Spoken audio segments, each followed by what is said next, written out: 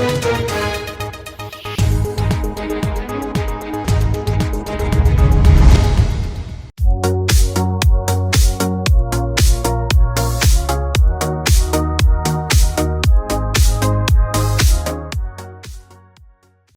आप देख रहे हैं मिरर मीडिया और मैं हूं आपके साथ प्रिया पांडे।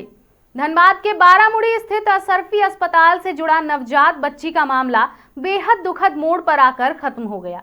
बाल कल्याण समिति यानी CWC के प्रयासों और लंबी बातचीत के बाद परिजनों व अस्पताल प्रबंधन के बीच बच्ची के इलाज को लेकर सहमति बन गई थी, लेकिन इसके बावजूद बच्ची की जान नहीं बचाई जा सकी। राइट टू लाइफ के तहत समिति ने दोनों पक्षों के बीच समझौता कराया था। परिजन बच्ची को बेहतर इलाज के लिए दूसरे अस्पताल ले जाने के लिए तैयार भी हो गए थे। इसके बाद मंगलवार रात को असरफी अस्पताल प्रबंधन ने एम्बुलेंस की व्यवस्था कर बच्ची को रेफर करने की तैयारी भी कर ली थी और परिजनों का इंतजार किया जाता रहा।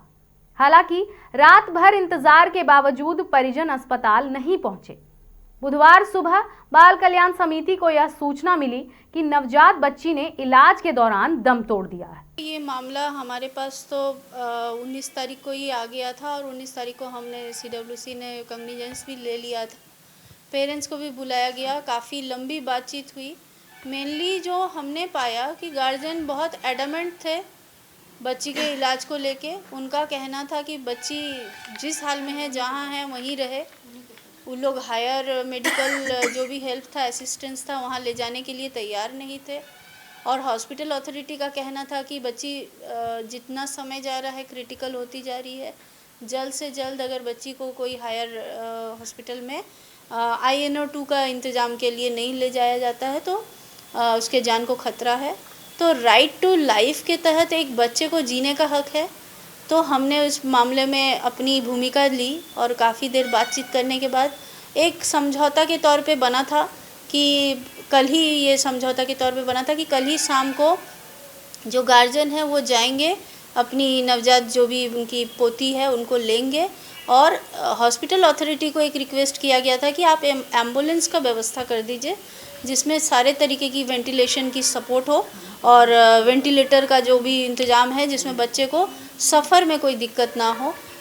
हॉस्पिटल अथॉरिटी ने उसका भी वादा किया, लेकिन जैसा कि आप जानते हैं कि प्राइवेट हॉस्पिटल है, ऑलरेडी बहुत सारे खर्चे के अंदर था, तो सिर्फ उसका पेमेंट उसने बोला कि गार्जियन को करना पड़ेगा। उस मामले में जब गार्जियन रेडी हो गया इस मामले को लेने के लिए, तो यहाँ पे गार्जियन ने कहा कि हम और कोई पैसा पेमेंट नहीं करेंगे, लेकिन हम ये वाला कर लेंगे। तो CWC के समक्ष इतना जब बात हो गई थी तो हम ये पॉजिटिव सेंस में थे कि बच्ची बेहतर इलाज के लिए आज ही रात निकल जाएगी। और इसके बाद अगर गार्जियन को ये भी कहा गया था कि अगर पैसे का कोई भी दिक्कत है तो इसका एक एप्लीकेशन हमारे पास कीजिए, हम DM से भी इसके बारे में बात करेंगे। DM सर से बात करके, सिविल सर्जन से बात करके जो भी इफ़ेक्टिव सपोर्ट होगा वो हम करेंगे। लेकिन रात तक मैं इस मामले के इसमें रही और रात को इन्फॉर्मेशन ऐसा आया कि परिवारजन नहीं पहुँचे। एम्बुलेंस रेडी था, सब कुछ रेडी था, पर परिवारजन नहीं पहुँचे, ऐसा कहा गया हॉस्पिटल अथॉरिटी की तरफ से। और आज सुबह अर्ली मॉर्निंग 10-11 बजे तक मेरे पास न्यूज़ आई कि बच्ची सरवाइव नहीं कर पाई और बच्ची की डेथ हो चुकी है। तो अब इस मामले में सबसे बड़ा इशू जो आया कि एक संवेदनहीनता की एक घटना है।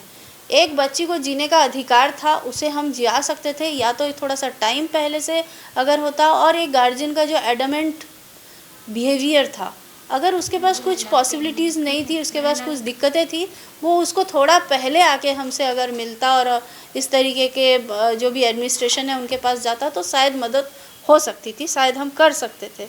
लेकिन अब जो मामला आता है इस तरीके के मामले में, आयुष्मान कार्ड का भी मामला इस पे आया था और हम चाह रहे थे कि आयुष्मान कार्ड का क्या प्रोसीड्योर है, क्या है, इसका कहाँ स्टेटस है, क्योंकि असरफी हॉस्पिटल में जो है आयुष्मान कार्ड वैलिड है, चल सकता है। परिजनों के द्वारा बताया जा रहा था कि असरफी हॉस्पिटल जो है वो आयुष्मान कार्ड लेने से डिनाई कर रहे थे, तो इन बातों में कितनी सच्चाई है? हाँ, इस मामले में भी हमने बात की और हॉस्पिटल अथॉरिटी द्वारा भी हमें एक मैसेज दिखाया गया जिसमें पहले आयुष्मान कार्ड को भी अब क्या है ना, थोड़ा होल्ड में डाला गया है। मे भी कुछ इसी तरीके के कुछ गार्जियंस होते हैं जो इसका जो इस्तेमाल है वो गलत तरीके से कर रहे हैं, तो गवर्नमेंट के ऊपर भी बर्डन आ जाता है। इसीलिए शायद अभी ये होल्ड में है और अभी ये प्रोसेसिंग में है, इसीलिए शायद असरफी हॉस्पिटल ने डिनाई किया था। आगे क्या कुछ किया जा सकता है मैम? ये जो मामला है ये काफ़ी असंवेदनशील मामला सामने आया है, बच्ची की अब मृत्यु हो गई है, क्या कहना चाहेंगे इस पर? ये तो हमारा दुर्भाग्य है कि हम गए भी और बच्ची को हम बचा भी नहीं पाए, पर हमने कोशिश की थी। थोड़ा और समय रहता तो थोड़ा और बेटर हम कुछ कर सकते थे, लेकिन अब इन सब चीज़ों से देख के ये पता चलता है कि थोड़ा प्रियोर तैयारी, थोड़ा प्रियोर प्लानिंग करना, समय रहते चीज़ों को सुधार लेना ये ज़रूरी है। और समाज में ये एक मैसेज जाना चाहिए कि अगर हमारे पास वो सुजोग सुविधाएं नहीं हैं, अगर हमारी अफोर्डेबिलिटी नहीं है, तो हम गवर्नमेंट की तरफ जाएं और गवर्नमेंट को हम इसके लिए रिक्वेस्ट करें और गवर्नमेंट की हेल्प हम एडमिनिस्ट्रेशन की लें, ना कि हम अपने जिद और एडामेंट की वजह से। और एक सिर्फ एक लड़की है, एक कन्या संतान है, कहीं कहीं ये भी फील आता है कि मे भी हो सकता है कि कन्या संतान की वजह से भी बच्चे को नेग्लेक्ट किया गया। तो ये सारी चीज़ें हो सकती हैं, लेकिन फ़िलहाल तो अब बच्ची नहीं रही, इसीलिए आगे इसमें कुछ और बोलना सही नहीं रहेगा। अस्पताल प्रबंधन और परिजनों के बीच इलाज को लेकर चली खींचतान के बीच आखिरकार सबसे बड़ा नुकसान उस मासूम को उठाना पड़ा जो अपनी जिंदगी की जंग हार गई।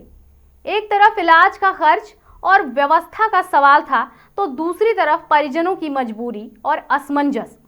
दोनों के बीच तालमेल और समय पर स्पष्ट निर्णय ना हो पाने की कीमत एक नन्ही सी जान को चुकानी पड़ी। यह घटना सिस्टम, संवेदनशीलता और समन्वय पर गंभीर सवाल खड़े करती है और बताती है कि ऐसे मामलों में इंसानियत और त्वरित फैसले सबसे ज्यादा जरूरी होते हैं। फिलहाल इस खबर में इतना ही, हम फिर लौटेंगे कुछ प्रमुख खबरों के साथ। तब तक के लिए देखते रहें मिरर मीडिया।